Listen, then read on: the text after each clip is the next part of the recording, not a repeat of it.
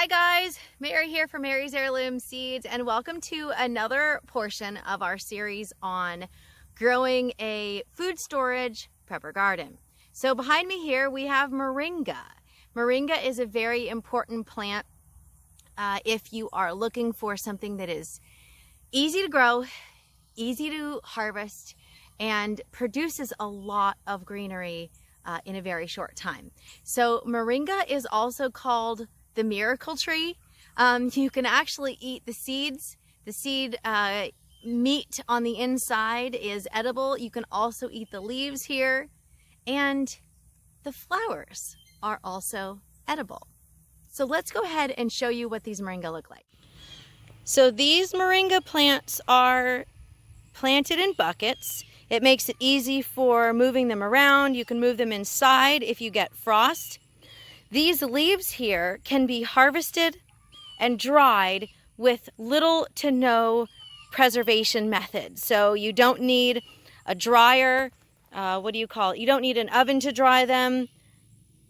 You don't need a dehydrator. You don't need anything fancy. So how you would do this is you could simply trim an entire branch off, or you can trim just a small piece of this off, whichever you're looking to harvest. These are very easy to grow. From seed, the seeds germinate in anywhere from 10 to 21 days because they have a hard outside shell. And then from seed after germination, you can actually start harvesting as early as 45 days, maybe 60 days, depending on how fast they grow. And they keep producing. This is a tree, so you can actually continue to grow them for years if you have a climate that is suitable to growing trees like this. So what climate is best for growing moringa year-round? Moringa is a subtropical plant, so it really needs warm weather year-round. It does not tolerate hard frosts. So if you live in an area that gets snow or hard frosts, you may not be able to grow this as a perennial, but you can definitely grow it as an annual. From seed to harvest, this plant can get about 6 feet tall in as few as 8 months. So you can actually plant these inside during your winter time if you have snow or frost, and then you can transplant them out into your garden during the summertime for an amazing summer-long harvest.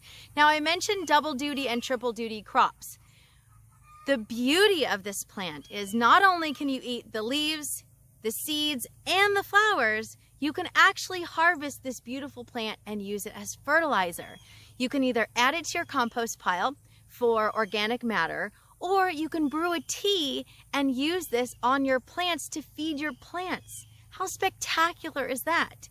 Now, if you want to store this as a long-term food item, or short-term, long-term food item, if you don't have heavy equipment like a dehydrator or anything like that, you can actually harvest the leaves and allow them to sit out in a cool, dry, dark spot with plenty of air circulation and allow the leaves to dry naturally. From there, as soon as it is completely dry, you can store those leaves in a glass jar or airtight container, and you can use them to make teas, to make soups. And I'm going to ask, I mentioned earlier my friend Val, I'm going to ask her if she has a recipe that I can share with you as well, and it will be in the comment section below. That's about it. If you have any questions, I'm Mary at Mary's Heirloom Seeds, and you can send an email to mary@marysheirloomseeds.com, and stay tuned for more awesome videos on our food storage prepper garden series. Signing off, and happy planting.